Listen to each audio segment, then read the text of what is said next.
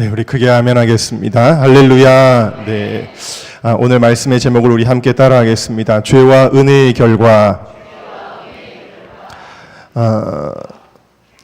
엄청난 비난과 분노를 불러오는 어떤 목회자들이나 중직들이나 혹은 사역자들의 범죄 이야기 혹은 그들의 실수 이야기 혹은 교회의 분쟁이나 문제에 대한 이야기, 또 기독교인이면서 사회적으로 저명한 사람들이 저지른 과오에 대한 그런 뉴스가 가끔 신문지상을 덮어버릴 때가 있습니다. 여러분들은 그런 뉴스를 접할 때 어떤 생각과 어떤 마음이 드십니까? 어떤 이들은 이런 뉴스를 대할 때면 마음을 잡기가 어렵다고 이야기합니다. 믿음을 계속 갖고 있기가 어렵다라고 이야기를 합니다. 혹은 교회와 사역자들에 대해서 부정적인 마음을 갖게 된다고도 이야기를 합니다.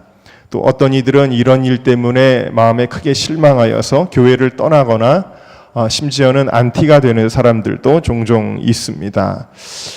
여러분들은 어떠신지요? 제 경우를 말씀드리면 저는 이러한 일들이 정말 어떤 충격적인 사건들이 뉴스에 뜬다고 할지라도 그것은 저의 신앙에는 손톱만큼의 영향도 주지를 않습니다. 하나님과 나 사이의 관계에 그런 일들이 영향을 주지 않고요. 또 교회를 바라보는 내 마음의 자세에도 전혀 영향을 미치지를 않습니다.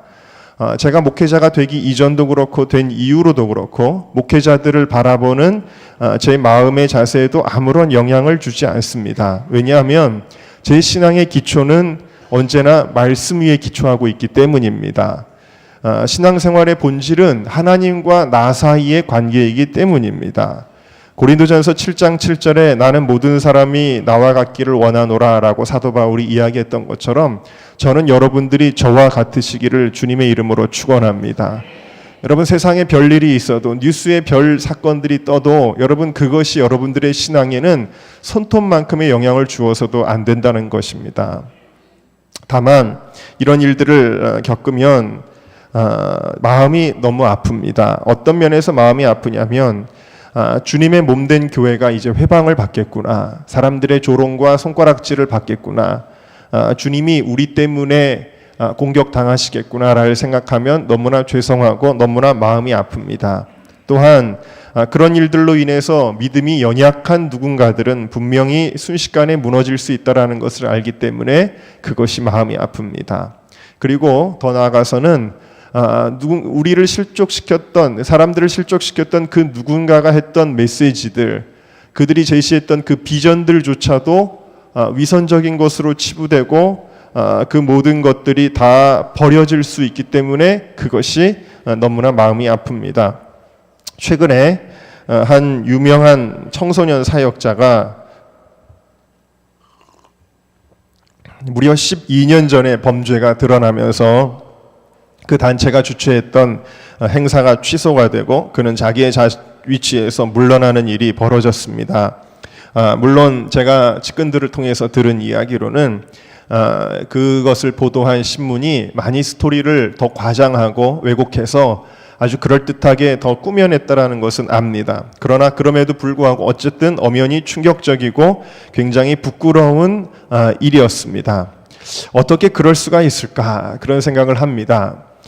사실 그 단체는 한국교회의 희망과 같은 단체였습니다. 왜냐하면 요즘 모든 한국교회의 주일학교가 줄어가고 중고등부가 줄어가는 현실 속에서 그래도 청소년들이 정말 헌신하고 수만 명의 청소년들이 모여 집회를 했던 정말 한국교회의 다음 세대의 젖줄과 같고 희망과 같고 등불과 같았던 그러한 사역자고 그러한 단체였기 때문입니다.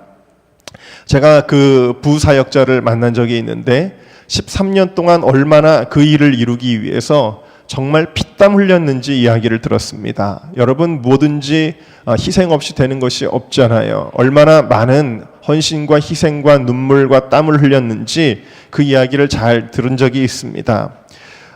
이 일이 있고 나서 그분의 설교의 일부분을 제가 다시 들어보았습니다. 여전히 그 설교회에서는 은혜롭고 너무나 도전적이고 또한 말씀에도 부합한 그러한 내용이었습니다. 그 말씀을 듣는 청중들의 모습을 보니 눈물로 헌신을 결단하는 모습이었습니다. 그 영상을 보는 저조차도 은혜가 되었습니다. 아마 이 뉴스를 모르는 상태에서 보았다면 더 은혜가 되었을지도 모르겠습니다. 여러분, 과연 이것이 무엇일까요? 이 사람이 원래는 파렴치한 범죄자인데 거짓과 위선으로 은혜로운 듯이 보이는 말들을 꾸며서 하고 있는 것일까요? 자기의 이익과 유익을 위해서 그럴듯한 복음 메시지로 사람들을 선동하고 있는 것일까요? 청중들을 자극하기 위해 지금 현란한 수사와 언변으로 쇼를 하고 있는 것일까요? 아닙니다. 적어도 그 순간 그는 정말 복음에 사로잡혀 있고 영혼들과 교회를 사랑하는 마음에 사로잡혀 있고 성령에 붙잡힌 바 되어 쓰임받고 있는 것입니다. 그렇다면 12년 전에 파렴치한 범죄를 저지를 당시에 그는 어떻게 된 것입니까? 어떻게 사람이 그렇게 다를 수가 있습니까? 네, 다를 수가 있습니다. 아무리 훌륭한 하나님의 사람이라 할지라도 한순간 하나님을 망각하고 나 자신이 인생의 주인공이 되어버리면 죄를 지어도 아무런 두려움을 느끼지 못하는 무서운 상태에 빠질 수가 있습니다. 반대로 가정파괴범, 살인, 흉악범조차도 여러분 살인의 사형의 순간에 예수님 찬양하고 그리고 내 모든 장기를 어려운 사람들에게 나눠주세요 하면서 죽는 천사 같은 사람들이 있습니다. 여러분, 하나님을 자기의 삶의 주인으로 받아들이고 그 실제를 느끼며 하나님을 경외하는 순간에 그 어떤 사람도 이 세상에서 가장 천사와 같은 존재로 탈바꿈할 수 있습니다. 그가 어떤 영적인 상태를 가지고 있느냐에 따라서 같은 이름을 가진 같은 사람이 전혀 다른 사람이 될 수 있는 것, 이것이 바로 인간 존재라는 것입니다. 오늘 좀 어려운 신학적인 이야기일 수 있지만 여러분들이 성령님의 도우심으로 잘 깨달으실 수 있기를 주님의 이름으로 축원합니다. 오늘 다윗의 이야기를 보면 우리는 그것을 분명히 알 수 있다는 거예요. 다윗은 원래 하나님을 사랑하는 소년이었습니다. 목숨보다 하나님을 사랑하는 소년이었기 때문에 골리앗에게 목숨 걸고 맞선 것입니다. 그의 마음은 항상 순결하고 정직하고 깨끗했습니다. 그는 하나님을 사랑할 뿐만 아니라 주위 사람들을 사랑했지요. 부하들을 정말 아끼고 사랑했습니다. 백성들을 사랑하고 자기 민족을 사랑했던 사람이 다윗이었습니다. 그랬던 그에게 사단은 목욕하는 여인의 모습을 보여주었고 불타는 욕정을 일으킵니다. 순간 다윗의 삶 속에서 하나님이 망각되어집니다. 언제나 하나님의 말씀에 지배를 받았던 다윗이었는데 그 순간 그를 지배했던 것은 하나님의 말씀이 아니라 불타는 욕정이었습니다. 그리고 그는 자기 자신의 삶의 주인공이 되어버립니다. 그의 욕정을 채우기 위해 밧세바를 탐욕의 대상으로 삼았고 우리아는 장애물로 여겼으며 요압은 살인의 도구로 활용하였습니다. 하나님을 사랑하고 이웃을 사랑했던 다윗의 품성과는 전혀 맞지 않는, 전혀 상상할 수 없는 일이 그에게서 벌어지기 시작한 것입니다. 마침내 그는 밧세바를 데려다가 죄를 지었고 자기의 죄를 덮는 데 급급하여 교묘한 괴계를 꾸며 우리아를 죽였습니다. 오늘날의 신문지상에 오르내리는 그 어떤 사람보다도 한 수 위의 죄를 저질렀던, 크고 비열하고 더러운 죄를 저질렀던 사람이 바로 오늘 우리가 성군으로 기억하는 다윗이라는 사실입니다. 그랬던 그가 오늘 말씀 이후로는 다시 하나님의 사람으로 변화됩니다. 이전보다 더 간절하게 하나님 앞에 회개하고 하나님을 사랑하고 하나님을 의지하며 공의와 정직을 행하는 왕이 됩니다. 백성을 아끼고 사랑하는 왕이 됩니다. 무엇보다 하나님의 마음에 합한 왕으로 끝까지 마무리되어집니다. 우리가 꼭 알아야 하는 것이 있습니다. 그것은 우리는 다윗보다 훌륭하지 않다는 것입니다. 우리가 폭풍같이 비난하는 그 어떤 누구보다 우리는 훌륭하지 못하다는 것입니다. 사실 인간은 누구나 훌륭하지 못합니다. 하나님의 손에 붙들리지 않으면 누구나 형편없는 존재입니다. 사람들은 자기 자신이 훌륭하지 않다는 것을 잘 모릅니다. 종교적인 분노를 가지고 말하는 이들은 나는 의롭다라는 자부심에 사로잡혀 있습니다. 다윗에게 찾아온 나단은 그걸 너무나 잘 알고 있었기 때문에 다윗의 죄를 먼저 이야기하지 않았고 다른 사람의 이야기를 합니다. 한 부자가 있었고 가난한 사람이 그 옆에 살고 있었는데 부자에게는 엄청나게 많은 수천 마리의 양과 소와 염소들을 가지고 있었다는 거예요.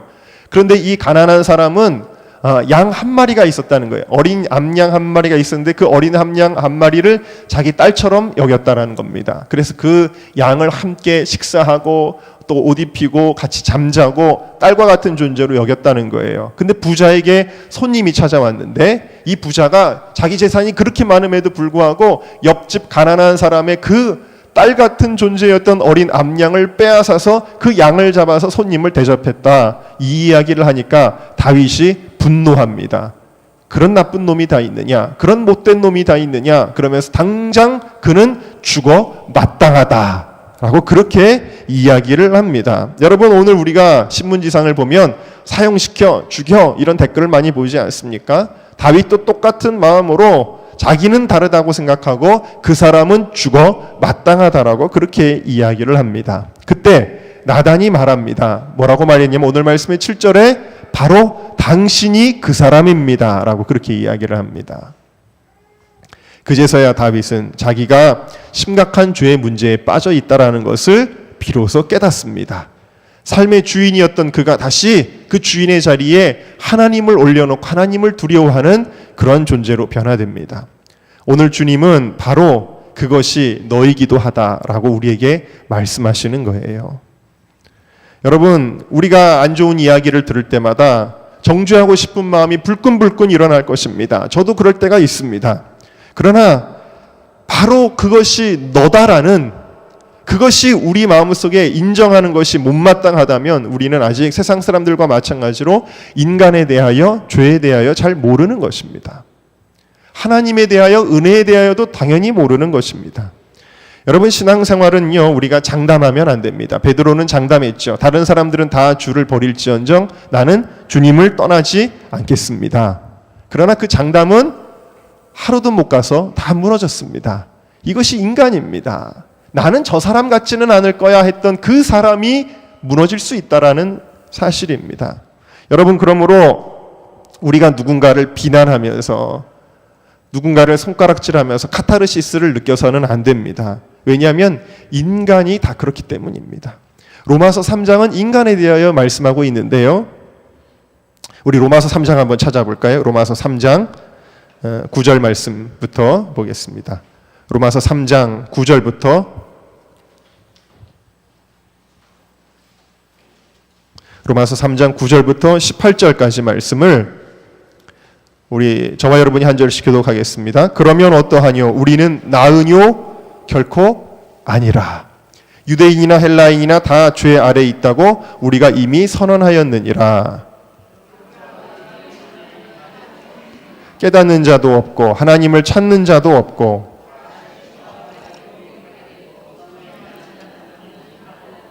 저희 목구멍은 열린 무덤이요 그 혀로는 속임을 베풀며 그 입술에는 독사의 독이 있고 그 발은 피 흘리는 데 빠른지라. 평강의 길을 알지 못하였고 저희 눈앞에 하나님을 두려워함이 없느니라 함과 같으니라. 여러분, 이게 우리라는 거예요. 이게 결코 나을 것이 없다. 너희도 똑같은 인간이다. 그렇게 이야기하고 죄 아래 있다. 그 마음은 계속 죄 짓는 것을 향해 달려간다라는 것입니다. 여러분들이 혹시 인간이 아니라면 모를까? 우리가 인간이라면 우리 모두는 죄에 덫에 걸릴 수 있는 존재라는 것을 깊이 인식해야 합니다. 우리 모두에게 아주 심각한 죄의 문제가 있다는 것을 알아야 합니다. 혹시라도 제가 지금 설교하는 내용을 인간은 원래 그런 존재야, 죄를 당연시 여기고 죄인을 무조건 두둔하려는 설교로 여러분들이 들으시면 안 됩니다. 오히려 그 반대입니다. 저는 오늘 죄가 얼마나 무서운 것인지, 우리 인간이 그 죄 앞에서 얼마나 처참하게 무너지는지, 그 죄가 어떤 결과를 가져오는지를 여러분들에게 말씀드리고자 하는 것입니다. 왜냐? 죄는 그냥 없어지지 않기 때문입니다. 죄는 그냥 우리에게 스쳐 지나가는 것이 아니기 때문입니다. 여러분, 사단은 우리를 범죄하게 할 때 이런 속임수를 가지고 옵니다. 뱀이 하와에게 올 때 뭐라 그랬냐면 뱀이 여자에게 이르되 너희가 결코 죽지 아니하리라. 너희가 그것을 먹는 날에는 너희 눈이 밝아 하나님과 같이 되어 선악을 알 줄을 하나님이 아심이니라. 여러분, 뱀이 하와를 유혹할 때요, 죄를 지으면 큰일 날 거다, 죄를 지으면 죽을 수 있다, 이렇게 이야기하지 않았어요. 뭐라 그랬냐면 결코 죽지 않는다 그랬다는 말입니다. 여러분들 마음속에 죄의 유혹을 사단이 불러일으킬 때에 그 죄 져도 크게 별일 일어나지 않아 라고 이야기하는 거예요. 그 죄 짓는다고 해서 네가 뭐 어떻게 되는 거 아니야 라고 그렇게 이야기를 한다라는 거예요. 죄를 가볍게 생각하게 만듭니다. 죄를 지어도 별일이 생기지 않는다는 잘못된 믿음을 넣어줍니다. 누구나 그 정도 죄는 짓고 사는 거지, 회개하면 되지, 믿음으로 구원받는 건데 라고 사단은 이야기한다는 것입니다. 죄에 대한 경계심을 무장해제시켜버립니다. 이것이야말로 무서운 것입니다. 여러분, 제가 작년인가 재작년인가 갑자기 무슨 청구서가 하나가 날라왔습니다. 그 청구서가 뭐냐면, 우리 인터넷 하시는 분들은 아실 거예요. 요즘 인터넷 하면 뭐 SK, 뭐 LG, 뭐 U+, 뭐 이런 거가 있잖아요. KT 뭐 이런 인터넷인데, 예전에 인터넷 초창기 벌써 몇 년 전입니까? 십몇 년 전이지 않았습니까? 2000년 초반 때니까 십몇 년 전에 뭐 하이텔, 천리안 뭐 이런 거 쓸 때가 있었습니다. 혹시 기억나시나요? 저희 집에서 하이텔을 썼는데 그 벌써 몇 년 전입니까? 십몇 년 전인 거예요. 근데 아마 계약을 해지를 제대로 안 한 것 같아요. 그 요금이 한 달에 1,000원인가 2,000원씩 계속 쌓여가지고 연체료가 정지를 시켜놓은 건지 뭔지 제가 기억은 안 나지만, 그게 십몇 년 동안의 요금이 다 합산이 돼서 몇십만 원짜리 청구서가 저한테 날라왔습니다. 아니, SK 브로드밴드도 아니고 LG U+도 아니고 KT 올레도 아니고 뭐가 날라왔냐면 하이텔이 날라왔어요.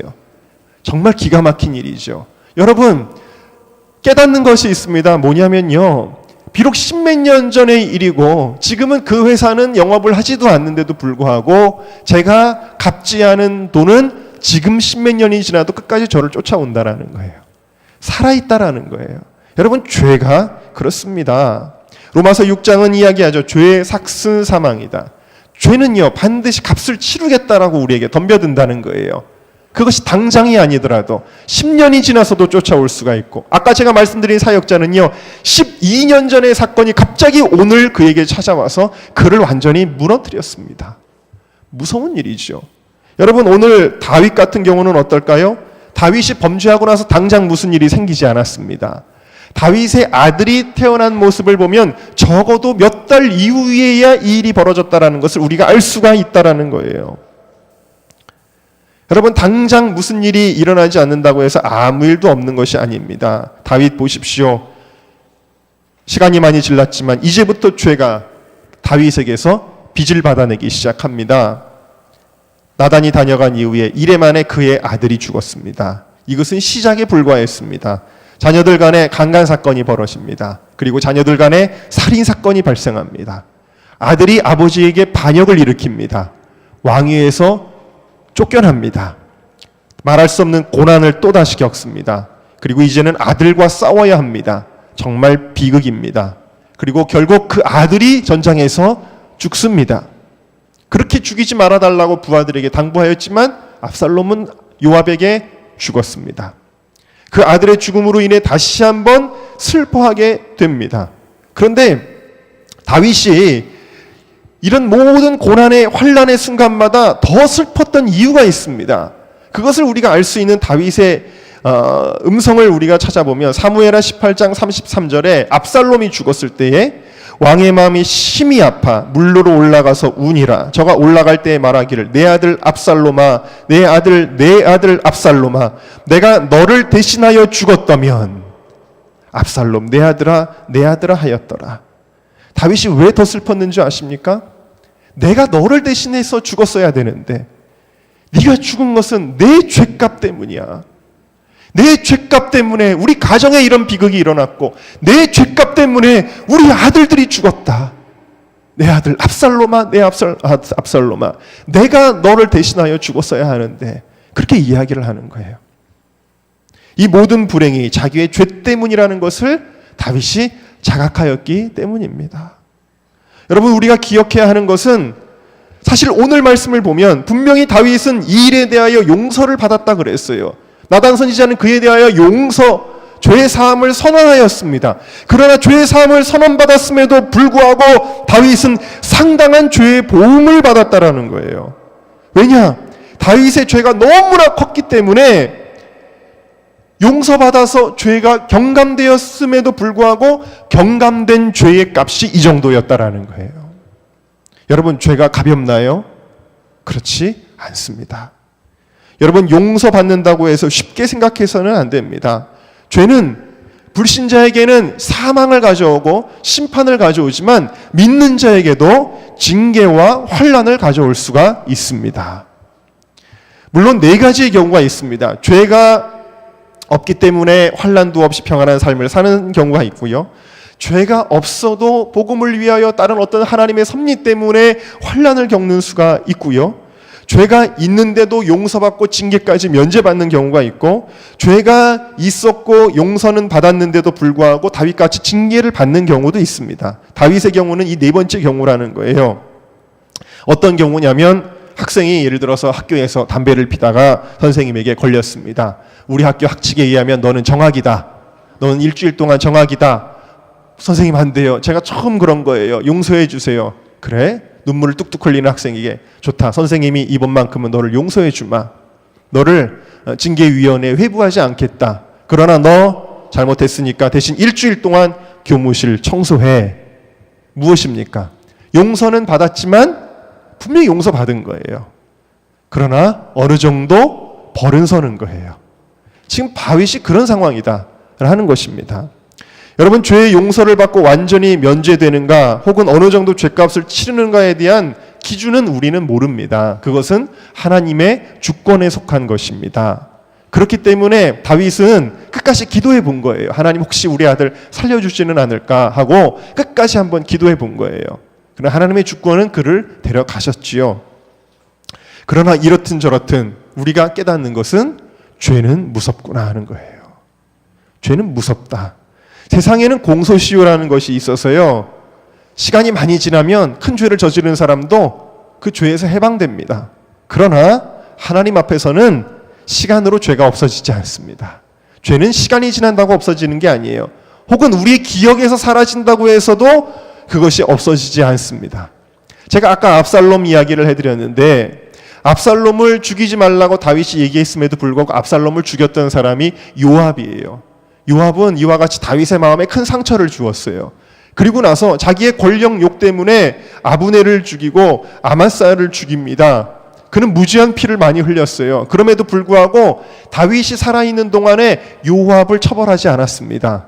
그런데 다윗이 죽을 때에 솔로몬에게 유언을 남깁니다. 열왕기상 2장에 보면 그 유언이 나오는데, 스루야의 아들 요압이 내게 행한 일, 또 무지한 피를 흘린 일을 기억하라고 이야기합니다. 그리고 내 지혜대로 행하여 그 백발로 평안히 음부에 내려가지 못하게 하라 그랬어요. 수십 년이 지난 일을 다윗은 기억하고 있습니다. 그리고 그 죄값을 이제는 네가 그로 하여금 치르게 만들어라라고 이야기를 합니다. 여러분, 다윗이 옹졸한 성격이라서 꽁하니 그것을 품고 있었던 것일까요? 아닙니다. 다윗이 상황과 필요에 의해 그들을 처벌하지 않았을 뿐이고요, 오히려 그들은 죄를 지었기 때문에 그 악을 제해야 솔로몬이 복을 받을 수 있다고 유언하는 것입니다. 그래서 요압뿐만 아니라 과거에 다윗에게 잘못했던 시므이 같은 사람들 다 솔로몬에 의해서 죽습니다. 수십 년이 지나서 안심하고 있었을 그들이 결국에는 솔로몬의 손에 의해서 다 죽습니다. 여러분, 이 죄는 시간이 지난다고 없어지는 게 아니에요. 내 기억에서 사라진다고 없어지는 게 아니에요. 회개하고 주님의 보혈의 공로를 입기 전까지는 없어지지 않습니다. 당장 무슨 일이 생기지 않는다고 죄를 쉽게 짓지 마세요. 죄는 반드시 형벌이라는 것을 가져옵니다. 안타까운 것은 우리가 범죄하면 우리 자신에게만 해를 끼치는 것이 아니라 죄는 하나님의 영광을 가리우고 주님의 몸된 교회에 해를 끼칩니다. 그래서 오늘 다단이 이야기하는 거예요. 이 일로 인하여 여호와의 원수로 크게 회방할 거리를 얻게 하였으니, 이것이 사단이 우리를 참소하고 우리를 괴롭히는 빌미가 되었다라고 그렇게 나단 선지자가 안타깝게 이야기를 하는 것입니다. 여러분, 오늘날 한국교회가 이와 같이 사단에게 회방할 거리를 너무나 많이 가지고 있습니다.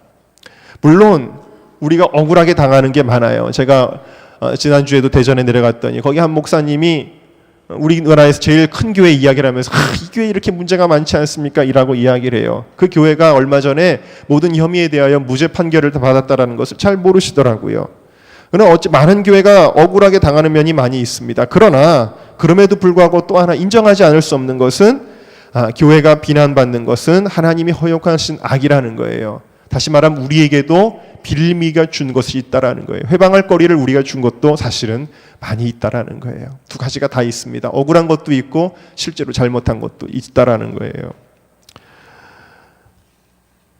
여러분, 우리가 비난받는 것은 곧 주님의 영광이 가리우는 것입니다. 여러분, 이것보다 비참하고 고통스러운 것이 있을까요? 내가 고난받는 것보다도 하나님의 영광이 가리우는 것보다 비참하고 고통스러운 것이 있을까요? 죄를 지은 자들도 정신을 차리고 나면 가장 걱정되고 고통스러운 것이 나 때문에 주님의 교회가 주님의 이름이 훼손되는구나, 욕을 먹는구나 하는 것일 것입니다. 실제로 그들의 언행을 보면 그런 내용들이 있더라고요. 교회는 어떡하냐 이런 걱정들을 합니다. 자기가 죄 져놓고도. 이스라엘이 범죄할 때 주변국들 블레셋, 아수르, 바벨론 이런 나라들로부터 조롱을 당합니다. 오죽하면 모세가 하나님께 이렇게 기도합니다. 하나님, 이 백성이 이렇게 죽어서 되겠습니까? 망해서 되겠습니까? 그러면 하나님의 영광이 훼손되지 않습니까? 하나님의 영광을 위하여 이 백성에게 긍휼을 베풀어 주시고 회복시켜 주옵소서. 그렇게 이야기를 합니다. 죄는 이런 결과들을 가져오는 거예요. 우리 자신을 망가뜨리고 하나님의 영광을 훼손하는 그런 비참한 결과를 가져옵니다. 그것이 오늘 말씀에 나오는 거예요. 그런데 오늘 말씀은 죄의 결과만을 이야기하지 않습니다. 다른 것을 이야기합니다. 그것은 바로 은혜의 결과입니다. 여러분, 인류의 역사는 죄의 역사이면서 은혜의 역사입니다. 인간이 죄를 짓습니다. 아담과 하와가 선악과를 따먹습니다. 그들이 선악과를 따먹는 순간 하나님과 같이 되기는커녕 자신의 모습에 부끄러움을 느끼고 수치에 떨게 됩니다. 그래서 그들은 무화과나무의 이파리를 뜯어다가 자신들의 부끄러운 곳을 가립니다. 죄의 역사입니다.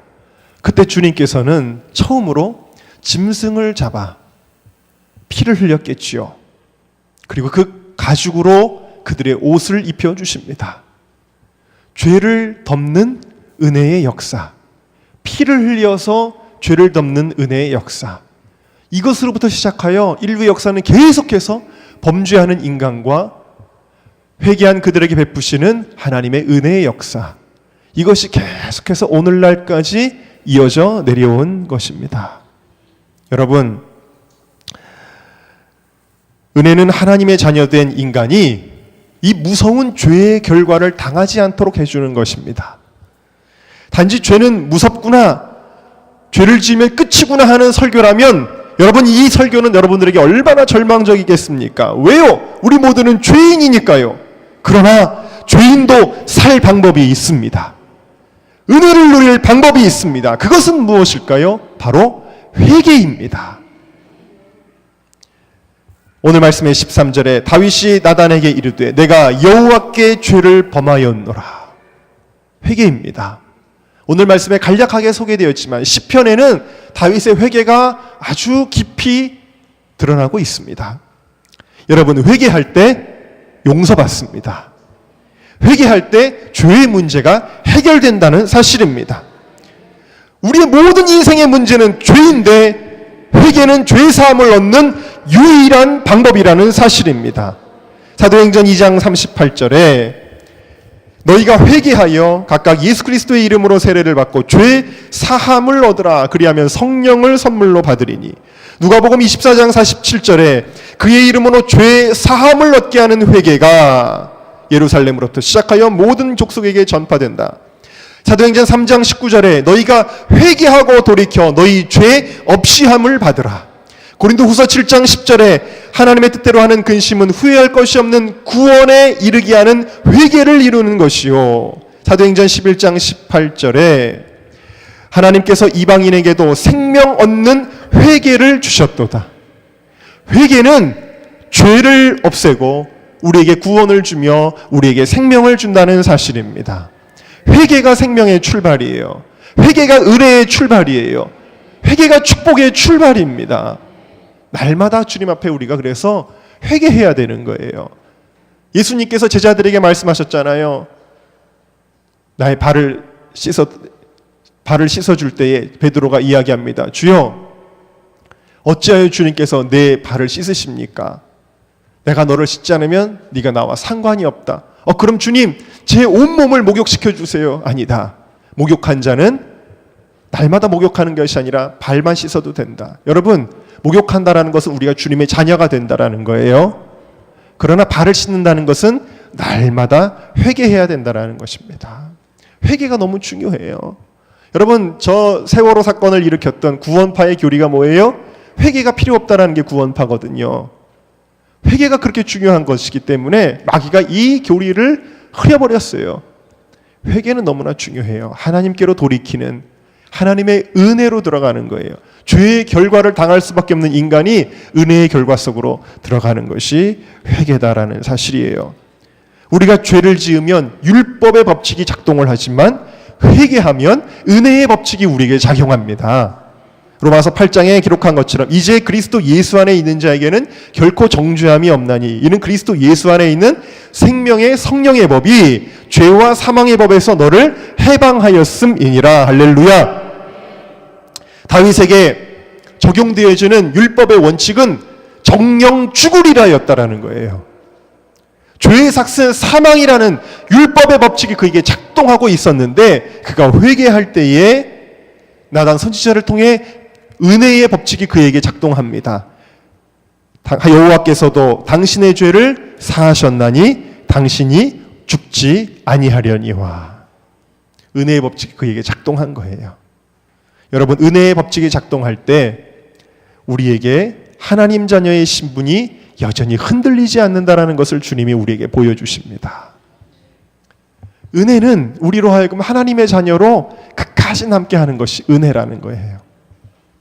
비록 다윗이 상당한 죄값은 받았지만 하나님 자녀로서의 지위에는 변함이 없는 거예요. 나도 너를 사했다. 네 죄를 용서했다. 죽지 않는다. 회방을 받았을지라도 하나님은 여전히 다윗 편이에요, 여러분. 여러분, 이스라엘 백성이 범죄하여 많은 주변국들의 침략을 받을 때에 하나님은 그 주변국들의 편에 서신 게 아니에요. 그럼에도 불구하고 하나님은 이스라엘 편을 서십니다. 회개하면 언제든지 이스라엘 편에 서셔서 그들을 구원해 내셨어요. 오히려 이스라엘을 향하여 못되게 굴었던 자들을 하나님이 심판하세요. 여러분, 오늘날의 교회가 비난받지만 하나님이 그들의 편에 있는 것이 아닙니다. 여러분, 그렇기 때문에 여러분들도 그들의 편에 서면 안 돼요. 교회를 비난하는 자들의 여러분들의 편에 서면 안 돼요. 왜? 비록 하나님은 우리를 징계받도록 허용하셨지만 그럼에도 불구하고 하나님의 자녀된 우리들 편이기 때문이라는 거예요. 여러분, 여러분의 자녀가 뭘 잘못해서 여러분들이 여러분의 자녀를 야단치고 있어요. 그럴 때 누군가가 와가지고 이 못된 녀석 하면서 누군가가 여러분의 자녀를 함께 때리고 못살게 굴면 여러분들 마음이 어떻습니까? 그때는 아니죠, 여러분. 여러분의 자녀의 편을 설 겁니다. 부모의 마음이고 이것이 주님의 마음이라는 거예요. 여러분, 하나님은 우리가 범죄하여 징계를 당해도 우리의 편에 서시는 분, 다윗의 편에 서시는 분임을 깨달으시기를 주님의 이름으로 축원합니다. 은혜의 결과의 두 번째는 뭐냐면 주님의 위로가 있다라는 사실입니다. 오늘 말씀 24절에 다윗이 그쳐 밧세바를 위로하고 저에게 들어가 동침하였더니 저가 아들을 낳음에 그 이름을 솔로몬이라 하니라. 여러분, 하나님은 우리가 범죄할 때 징계를 받도록 연단받도록 허용하시지만 그 이후에는 우리가 회개의 눈물을 흘리면 주님은 우리를 위로해 주십니다. 위로해 주세요. 이사야 40장에 너희 하나님이 가라사대 너희는 위로하라. 내 백성을 위로하라. 너희는 정다이 예루살렘에 말하며. 정다이 말하라는 건 뭐예요? 야단칠 때는 무섭게 말하죠. 그러나 위로할 때는 정다운 목소리로 말한다는 거예요. 그것에게 외쳐 구하라. 그 복역의 때가 끝났고 이제 손 들고 있던 거 손 내려도 돼. 그 죄악에 사함을 입었느니라. 그 모든 죄를 인하여 여호와의 손에서 배나 받았느니라 할지니라. 마치 여러분 부모가 아이를 야단치고, 우리 교회 부모님들도 제가 그런 거 많이 봤어요. 막 야단치고요, 애가 막 닭똥 같은 눈물을 뚝뚝 흘리면은 아빠가 미안해, 엄마가 미안해 뚝뚝 뚫겨주고 안아주고 맛있는 걸로 달래주고 그러더라고요. 그러려면 뭐하러 야단쳤어요? 근데 우리 주님이 그렇게 하신다라는 거예요. 우리가 징계받도록 허용하시지만 우리가 회개할 때는 우리를 위로하시는 분이신 줄로 믿습니다. 다윗을 위로하셔서 또 다른 아들들을 주시고 또 솔로몬을 주셨어요. 솔로몬은 사실은 네 번째 아들입니다. 그리고 또 은혜의 결과는 축복의 회복이 있습니다. 축복이 회복됩니다. 말씀드린 것처럼 아이를 잃었으나 계속해서 다른 아들들을 허락해 주셨고, 그리고 솔로몬을 주셨어요.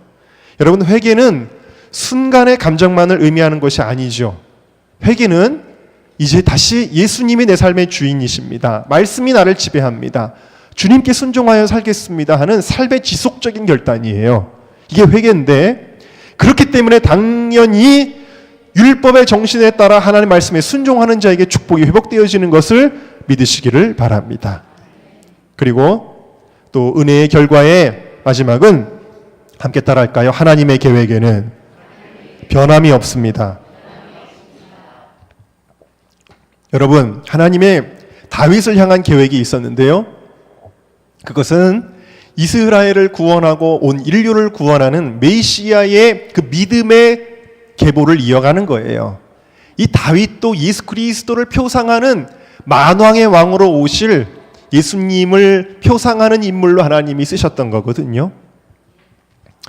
하나님의 계획에는 변함이 없어요. 다윗 죽이고 끝나지 않았다라는 거예요. 다윗에게서 대가 딱 끊어지지 않았다라는 거예요. 하나님은 솔로몬을 그에게 주시며 여디디아라는 이름을 붙여주십니다. 여디디아는 다윗의 이름이 사랑받는 자인데, 여디디아는 하나님의 사랑함을 입은 자라는 뜻이에요. 다윗은 솔로몬을 통해 하나님의 뜻을 계속해서 이어갈 수 있는 인물이 되었다. 여러분, 출애굽 세대가 범죄했죠. 하나님 앞에 원망하고 불평해서 광야에서 다 죽게 되었는데 가나안 땅에 들어가지 못하게 되었습니다. 그러나 하나님의 계획을 끊어버리지 않았어요. 비록 시간은 지체되었지만 40년 후에는 이스라엘 백성이 다시 여호수아를 필두로 해서 가나안 땅에 들어가게 되어진 것입니다. 인간이 범죄해도 하나님의 은혜는 그 계획을 변함없이 유지하는 힘이 되어진다라는 사실입니다. 회개하면 저와 여러분을 통해 일하시는 주님의 계획도 회복됩니다. 결코 하나님의 계획은 어그러지지 않을 것입니다. 여러분, 이것이 바로 복음입니다. 함께 따라합시다. 이것이 복음입니다. 여러분, 밧세바의 혈통에서 하나님은 솔로몬이라는 후사를 있게 하시는데요, 사실은 이상하지 않습니까? 다윗에게는 많은 아들들이 있었어요. 그런데 하필이면 다윗에게는 많은 부인들도 있었고 많은 아들들도 있었는데, 왜 하필이면 정말 파렴치한 부끄러운 죄의 주인공이었던 밧세바, 불륜이잖아요. 밧세바, 그 밧세바를 통한 아들을 그 거룩한 계보에 선택받은 자로 하나님이 쓰셨을까요? 이상하지 않습니까?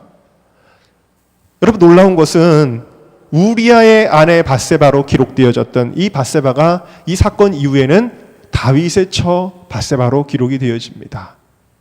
이상하지 않습니까? 이게 도대체 어떻게 된 걸까요? 좀 깨끗하고 거룩한 사람을 통해서 이런 것이 이어져야 되지 않을까요? 그런데 여러분, 이것뿐만이 아닙니다. 예수님의 족보를 보면 다윗 같은 가정 파괴범도 있었고 살인자도 있었고, 예수님의 족보에는 이방 여인도 있었고 기생도 있었고요, 유다 같은 사람은 근친상간의 죄를 범한 자인데 그런 사람도 있었습니다. 예수님의 족보에는 인간의 가장 더럽고 추악한 죄가 얼룩져 있어요. 이것이 뭘까요? 이것이 복음이라는 거예요. 인간은 이와 같이 절망적이지만 그 안에서도 우리를 구원하시는 하나님의 역사라는 겁니다. 이것이 복음이라는 것입니다. 이들에게는 죄의 결과가 지배하고 끝났어야 했지만, 하나님의 계획도 끊어져야 했지만, 은혜는 죄를 이겼습니다. 은혜의 결과는 죄의 결과를 묻어버렸다는 것입니다. 이것이 복음입니다. 오늘날 우리의 마음을 아프게 했던 그 실수한 사람들, 그 리더들도 회복될 수 있습니다. 우리도 회복될 수 있습니다. 왜냐? 은혜는 죄를 이기고 은혜는 죄를 덮어버리기 때문입니다. 오늘 새벽에 말씀을 준비하다가 갑자기 한 찬양이 생각났습니다. 그 찬양은 바로 제가 아까 소개했던 그 단체에서 많이 불렀던 찬양이에요. 영상을 좀 준비해 주실래요? 가사가 이렇습니다. 사랑은 죽음을 이기고 은혜는 모든 죄를 씻어 부르짖는 기도 들으사 도우소서 나의 주. 오직 예수 이름 십자가의 능력밖에 날 새롭게 할 이름 없네. 주여 오소서. 음악을 좀 틀어주세요. 엎드리어 십자가의 보혈 아래 구하오니 성령이여 임하소서. 부으소서 고치소서. 사랑은 죽음을 이기고 은혜는 모든 죄를 씻어 부르짖는 기도 들으사 도우소서 나의 주. 우리 이 영상을 좀 잠깐 보면서 기도하는 시간 갖도록 하겠습니다. 불 좀 꺼주세요. 죽음을 이기신